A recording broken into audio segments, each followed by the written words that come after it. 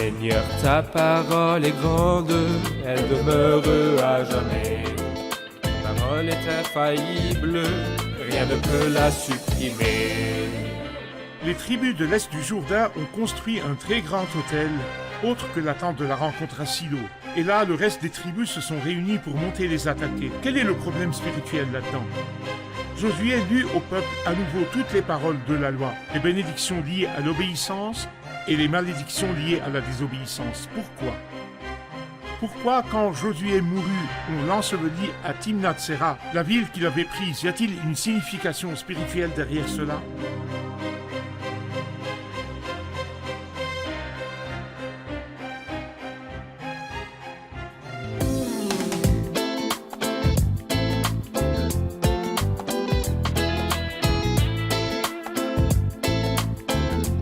Bienvenue à vous, chers téléspectateurs, ainsi qu'à tous nos téléspectateurs dans le monde entier, dans un nouvel épisode de notre émission quotidienne d'études toute la Bible, dans laquelle nous étudions tous les livres de la Bible, de la Genèse à l'Apocalypse, tous les jours, du lundi au vendredi. Vous pouvez également visiter notre site web toutelabible.net, y trouver tous les épisodes qui ont été déjà diffusés et vous faire une bibliothèque pour profiter de l'étude de la Bible. Dans notre étude du livre de Josué, le premier livre historique de l'Ancien Testament, nous sommes arrivés aujourd'hui au dernier épisode du livre de Josué. Permettez-moi d'abord d'accueillir nos invités au studio, les serviteurs de Dieu, le frère Néhémie Nathan, bienvenue, Merci. le frère Isaac Elia, bienvenue. Merci. Nous avons aussi notre cher public, bienvenue, honoré de vous avoir avec nous. Frère Néhémie, il nous faut comme d'habitude un rappel de l'épisode dernier. Nous y avons vu 4 choses principales. La première chose que nous avons vue a été l'installation de la tente de la rencontre pour la première fois dans la terre promise. Il devait installer la tente de la rencontre car c'était le lieu de rencontre de Dieu avec son peuple. C'est pourquoi elle s'appelait la tente de la rencontre pour qu'elle soit le centre d'adoration, de prosternation et de rapprochement de Dieu et pour qu'elle soit aussi le centre d'orientation pour ce peuple. Puis, nous avons vu la part de Siméon qui est tombé à l'intérieur de la part de Judas, car sa part était trop grande. Nous avons aussi vu les villes de refuge que le Seigneur ordonna d'établir au milieu des tribus, 6 villes de refuge, situées dans les villes des Lévites et disséminées au milieu du peuple de Dieu, pour qu'elles soient d'accès facile, comme d'ailleurs les villes des Lévites, qui étaient au milieu du peuple de Dieu. Les villes de refuge où se réfugiait le tueur par inadvertance et trouvait la sécurité. Et cela nous parle du Seigneur Jésus-Christ, qui est réellement notre ville de refuge et qui est aussi le seul chemin du salut. Et nous avons appris comment le Christ sur la croix ouvrit la ville de refuge quand il dit au Père, « Père, pardonne-leur, car ils ne savent pas ce qu'ils font. » Et il considéra le crime de son meurtre comme un crime de meurtre involontaire afin que tous aient la chance de retourner, d'être acceptés et de recevoir le pardon. La dernière chose que nous avons vue, les villes des Lévites. Comme nous l'avons compris, ils n'avaient pas de part et ils n'avaient pas d'héritage dans le pays, mais le Seigneur leur a donné des villes avec leurs environs pour leur habitation et l'élevage de leur bétail. Frère Isaac, quand nous passons au chapitre 22, Josué joue un rôle instructif auprès du peuple. Parlez-nous de ce rôle instructif de Josué. En fait, c'est très merveilleux que les 2 tribus ennemies qui sont venues de l'est du Jourdain pour combattre, comme il a été convenu dès le début, pour aider leurs frères, ça y est, ils ont accompli leur mission, ils rentraient. Écoutez ce que leur dit Josué au chapitre 22. Je vais juste lire quelques versets. Alors Josué appela les Rubénites, les Gadites et la demi-tribu de Manassé. Il leur dit, « Vous avez respecté tout ce que vous avez prescrit, Moïse, le serviteur de l'Éternel, et vous m'avez obéi dans tout ce que je vous ai ordonné. » Mais il leur dit, « Retournez chez vous, rentrez dans vos tentes. » Au verset 4. Puis il leur ordonna comme le maître. Au verset 5. « Veuillez seulement à respecter et mettre en pratique le commandement et la loi que vous a prescrit Moïse, le serviteur de l'Éternel. Aimez l'Éternel votre Dieu, marchez dans toutes ses voies, gardez ses commandements. Attachez-vous à lui et servez-le de tout votre cœur et de toute votre âme. » Puis Josué les bénit et les renvoya chez eux et ils rentrèrent dans leur tente. C'est comme s'il me rappelait, c'était leur dernière rencontre avec Josué. C'est comme s'il me rappelait l'apôtre Paul dans Acte 20, quand il rencontra les dirigeants et les anciens de l'église d'Éphèse. Il leur dit, « Et maintenant, frères, je vous confie à Dieu et au message de sa grâce. » Là, Josué les confie vraiment à la loi, à la parole de Dieu. Rappelez-vous non pas ce que j'ai dit, mais ce que le Seigneur a dit par Moïse.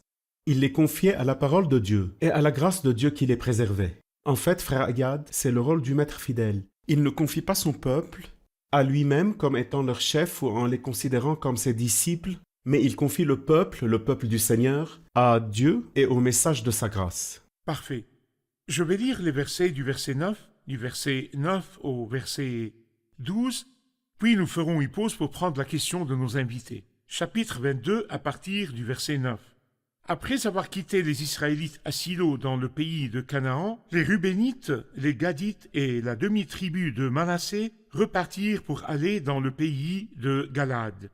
C'était leur propriété et ils s'y étaient installés conformément à l'ordre que l'Éternel avait donné par l'intermédiaire de Moïse. Arrivés dans les districts du Jourdain qui appartiennent encore au pays de Canaan, les Rubénites, les Gadites et la demi-tribu de Manassé y construisirent un autel au bord du Jourdain. C'était un autel dont la grandeur frappait les regards.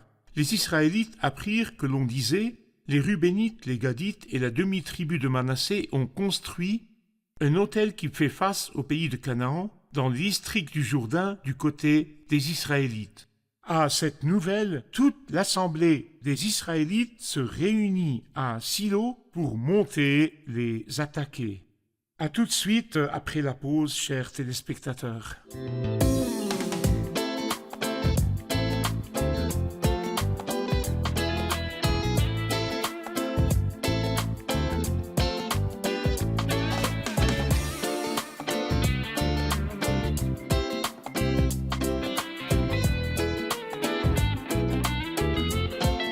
Nous revoici, chers téléspectateurs, pour rencontrer le public et sa question. Qui a une question? Moi, j'ai une Allez-y. question. D'après le passage que vous venez de lire, nous avons trouvé 2 tribus et demie qui ont pensé à construire un hôtel dans la partie où ils habitaient. Où est le problème s'ils construisaient un hôtel dans la partie où ils habitaient? Surtout que leur argument était plutôt logique, si on peut dire ça. Pourquoi le peuple d'Israël se révolta-t-il et pensa-t-il à les attaquer alors qu'il ne faisait rien de mauvais du point de vue ordinaire? Parfait. Quel mal y a-t-il à avoir un autel pour les 2 tribus et demie qui sont loin du reste du peuple d'Israël? Et pourquoi les Israélites voulaient-ils les attaquer? En fait, c'est parce qu'il doit y avoir un seul autel pour l'Éternel. Et nous avons lu que toute l'assemblée des Israélites se réunit à Silo et ils y installèrent la tente de la rencontre. Donc, quiconque voulait adorer l'Éternel, se prosterner devant lui et offrir des sacrifices, devait venir à la tente à Silo. Ce sont non seulement les instructions du Seigneur, mais cela préserve l'unité de l'assemblée. En fait, quand les 2 tribus et demie ont construit cet autel, dont il est dit que c'était un autel dont la grandeur frappait les regards, le reste des tribus ont cru que les 2 tribus pensaient à faire une adoration indépendante ou adorer des dieux étrangers, et ils furent saisis d'une grande peur. Et ils se rassemblèrent à Silo pour les combattre s'ils se détournaient de l'Éternel. Mais ils ont fait une bonne chose. Il leur a envoyé Éléazar avec 10 des princes du peuple pour leur parler et comprendre quel était le but de la construction de cet autel. Vous voulez dire que Dieu n'a qu'un seul moyen d'adorer, Oui, qu'un seul chemin pour adorer, oui, et un seul autel? oui. Bon, eux aussi ont construit un grand autel. Vous Oui. rappelez-vous les spécifications de l'autel que Dieu avait ordonné à Moïse de construire? Quelles étaient ses caractéristiques? Non, en fait, il fallait que ce soit un autel Simple. simple. On ne passait pas Oui. de ciseaux sur ces pierres, ni aucun autre outil, c'est-à-dire des pierres brutes. Mais en fait, le rôle de ces autels s'est terminé avec la présence de l'autel en bronze dans la tente de la rencontre où tout le peuple de l'Éternel devait venir offrir ses holocaustes et ses sacrifices sur ce seul autel. Et ce seul autel fait référence à notre Seigneur Jésus-Christ, le seul sacrifice et le seul autel aussi. Nous pouvons aussi dire que les bonnes intentions seules ne suffisent pas. Mais le respect des instructions divines préserve le peuple de Dieu de la division. Car lorsque nous regardons l'histoire du christianisme, nous trouvons les mêmes erreurs. Le Christ est censé être le centre et la base de l'unité du peuple. Il est le centre du rassemblement des croyants ensemble. Lorsque d'autres centres sont faits, pour d'autres noms, même si ce sont les noms de serviteurs, les noms de croyances ou les noms de sectes, c'est un désastre qui mène à la division du peuple de Dieu. Je voudrais aussi poser une question qui est peut-être liée à la réalité dans laquelle nous vivons. C'est-à-dire, quel est le problème si nous avons une sorte d'adoration visible? C'est un grand autel. Les gens de l'extérieur qui veulent venir adorer au milieu de nous, quand ils trouvent que nous avons un système clair et que nous avons, par exemple, des choses qui plaisent à la chair, aux gens, qui un plaisent à la grand chair. autel. Oui. Pourquoi disons-nous toujours que pour que les gens viennent adorer, nous devons avoir une sorte de fragilité, une sorte de faiblesse, une sorte de désorganisation ou de désordre? Pourriez-vous nous l'expliquer? Le principe d'avoir une organisation et un ordre est un principe divin. Mais l'organisation est l'ordre du Saint-Esprit et non ce que nous arrangeons nous-mêmes.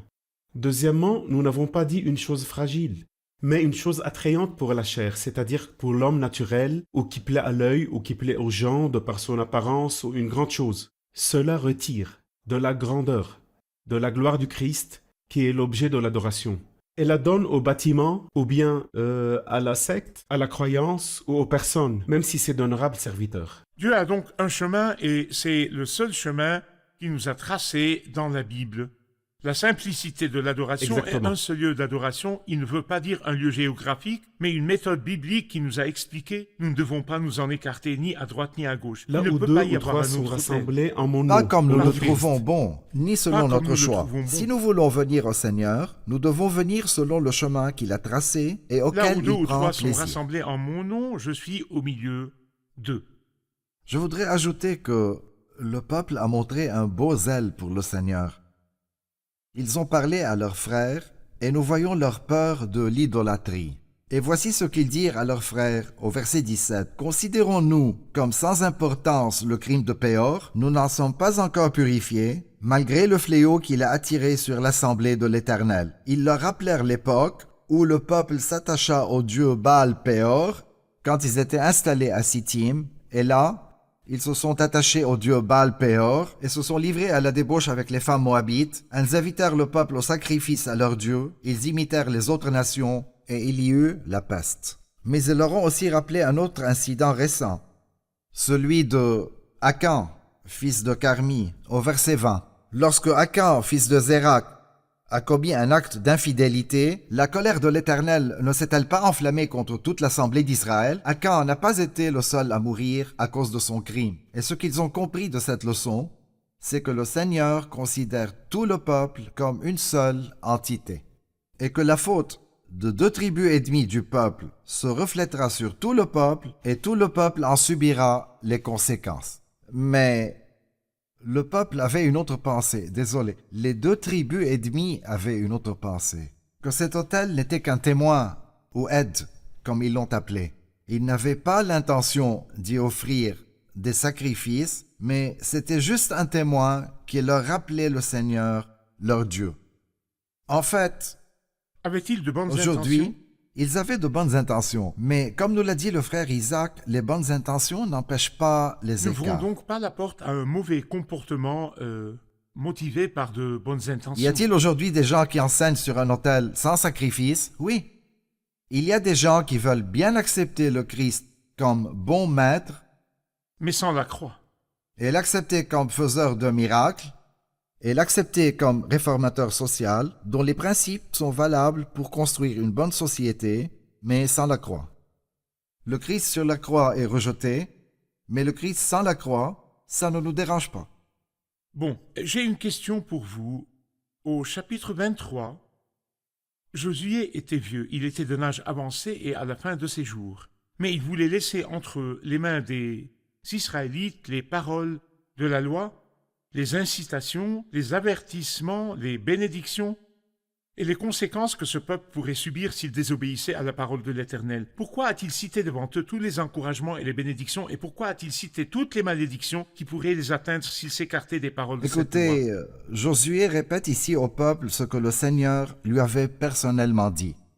Il dit au verset 6, « Appliquez-vous avec force, tout comme le Seigneur lui avait dit, fortifie-toi et aie bon courage à respecter et à mettre en pratique tout ce qui est écrit dans le livre de la loi de Moïse, sans vous en écarter, ni à droite, ni à gauche. » Il leur cite les bénédictions liées à l'obéissance, mais aussi, s'ils désobéissent, Le Seigneur les fera disparaître du pays dans lequel il les a fait rentrer. C'est comme s'il prophétisait ce qui arriverait dans l'histoire de cette nation, quand, suite à leur désobéissance au Seigneur, ils iraient en captivité, que ce soit le royaume du Nord, à la captivité assyrienne, ou le royaume du Sud, à la captivité babylonienne. Frère Isaac, au chapitre 24, nous nous approchons de la fin du livre, et c'est le dernier chapitre. Au chapitre 24, Josué rappelle au peuple les interventions du Seigneur auprès de leurs ancêtres depuis le début de l'histoire. Et il commence par Abraham, par Abraham. Pourquoi a-t-il commencé par Abraham que le Seigneur a pris de l'idolâtrie pour devenir le chef de la nation? La raison de ce que vous dites, c'est qu'au temps d'Abraham, peut-être que la première mention détaillée de lui se trouve dans Genèse 12. Babylone avait commencé dans Genèse 10 et 11, et Babylone est le système créé par l'homme pour être indépendant de Dieu et pour l'hériter. Et Dieu a dit non. Si le monde sera dans ce système, je saurai choisir quelqu'un, puis sa maison, sa famille, qui fut après cela Abraham, Isaac et Jacob. Et Jacob lui-même est le père des tribus. Il y aura donc un peuple qui sera racheté dans le livre de l'Exode par le sang. Puis il sortira d'Égypte après avoir connu l'humiliation et l'esclavage. Et puis, il traversera le désert et il apprendra de grandes choses sur Dieu dans ce désert. Puis, les principes de l'adoration et du rapprochement de Dieu lui seront établis dans le livre du Lévitique. Puis, il arrivera aux abords de la terre promise et y entrera comme ça. Dieu veut se faire un peuple qui lui appartienne. Dans le langage du Nouveau Testament, zélé pour de belles œuvres.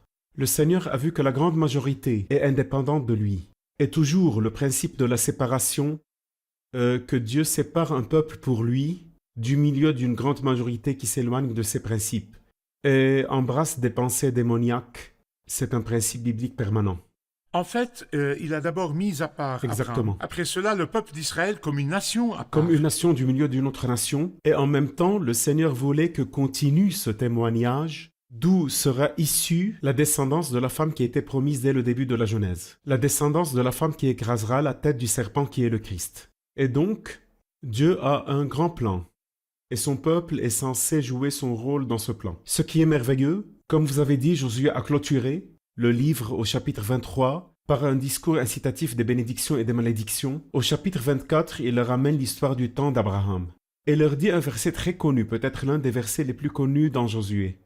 Quand il leur dit au verset 14 de Josué 24, « Maintenant craignez l'Éternel et servez-le avec intégrité et fidélité. Faites disparaître les dieux que vos ancêtres servaient de l'autre côté de l'Euphrate. Vous êtes sortis pour vous en séparer.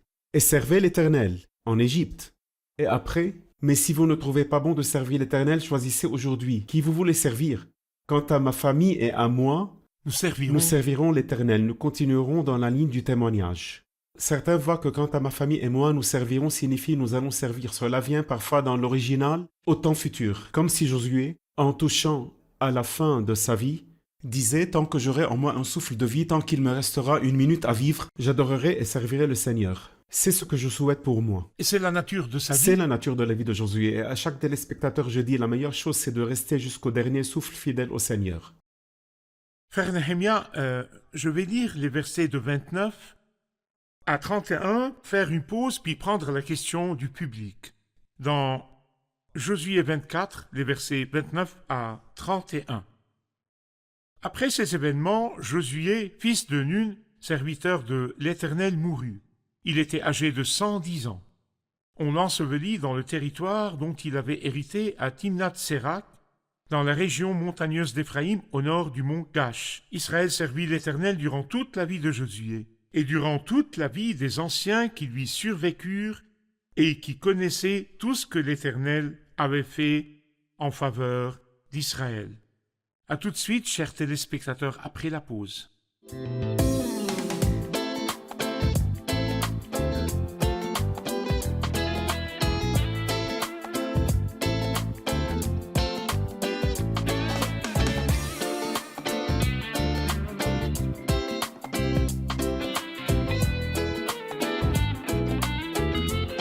Nous revoici, chers téléspectateurs, pour prendre la question du public. Bienvenue. Votre question. Dans les derniers versets que nous venons de lire, nous lisons que Josué a été enseveli à Timnath-Sérac. Pourquoi Timnath-Sérac en particulier? Pourquoi Josué a-t-il été enseveli à Timnath-Sérac en particulier? parce que c'est le lieu que le Seigneur lui avait donné pour habitation. Et il est donc normal qu'il y soit enseveli. En fait, le livre de Josué est hanté essentiellement par les ombres de la mort. Il commence par la mort de Moïse et se termine par la mort de Josué. Mais il nous rappelle aussi les ossements de Joseph. Josué a été enseveli dans son territoire. Joseph était un étranger en Égypte. Et la Bible enregistre dans le chapitre des héros de la foi, dans Hébreux chapitre 11, verset 22, c'est par la foi qu'il a fait mention de la sortie d'Égypte des Israélites et a donné des ordres au sujet de ses ossements. Pourquoi?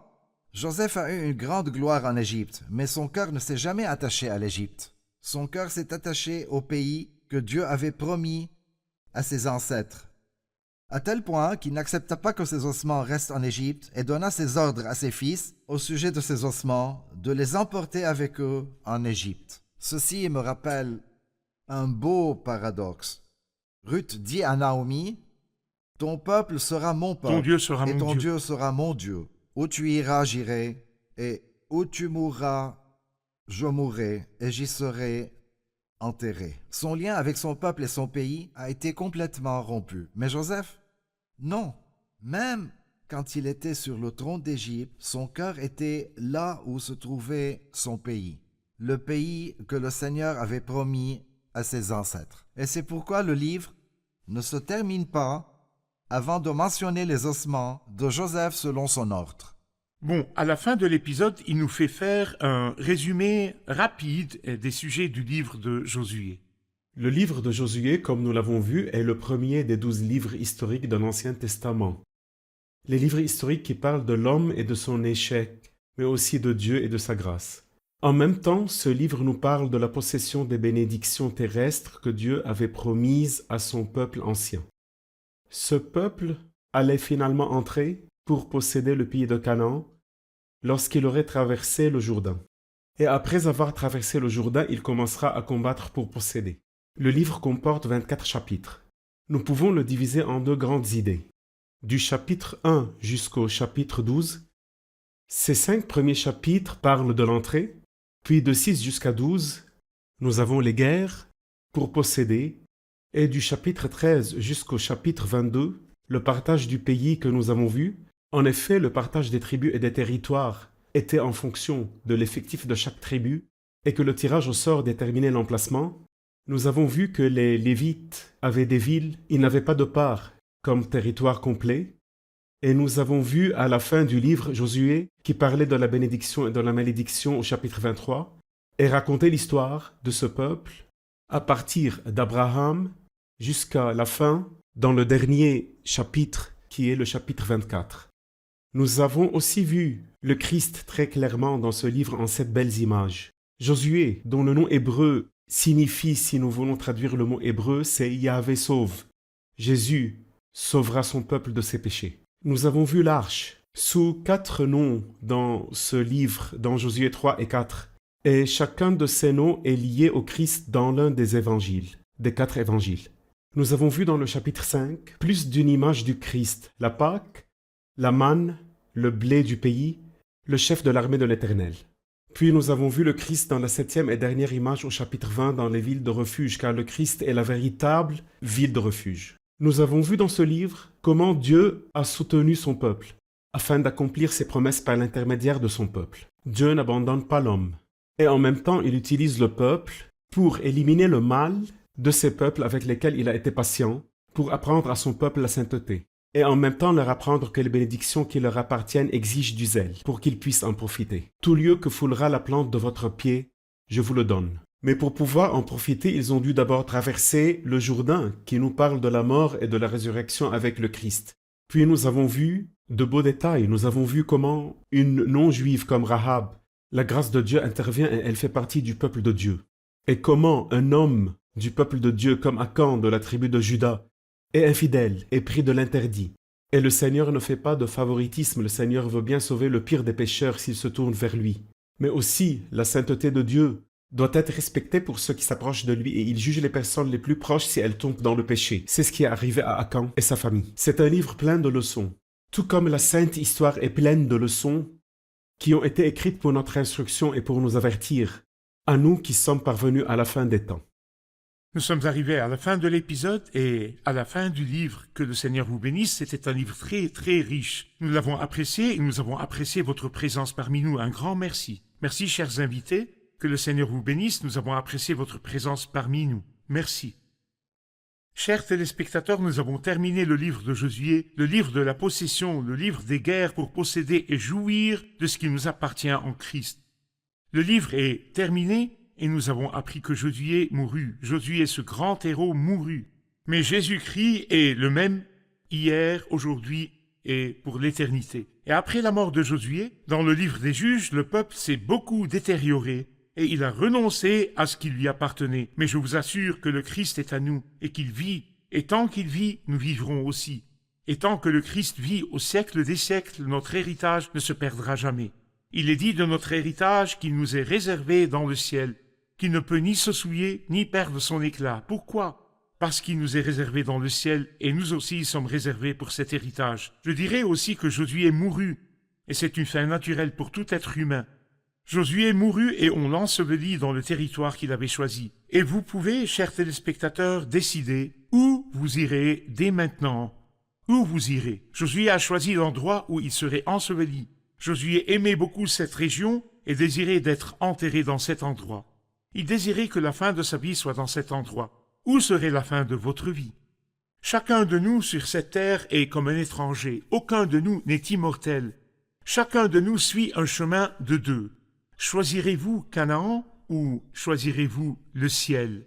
Choisirez-vous ce qui vous est réservé en Christ ou rejetterez-vous l'œuvre du Christ sur la croix et choisirez-vous d'être loin de Dieu dans l'enfer éternel? Ce que vous choisirez, cher ami, est là où vous serez. Et celui que vous aimez est celui avec qui vous serez. Si vous aimez le Christ, vous serez avec le Christ pour l'éternité. Et si vous aimez quelqu'un d'autre que le Christ, vous serez avec lui. Mais je ne vous garantis pas que vous serez au ciel pour l'éternité.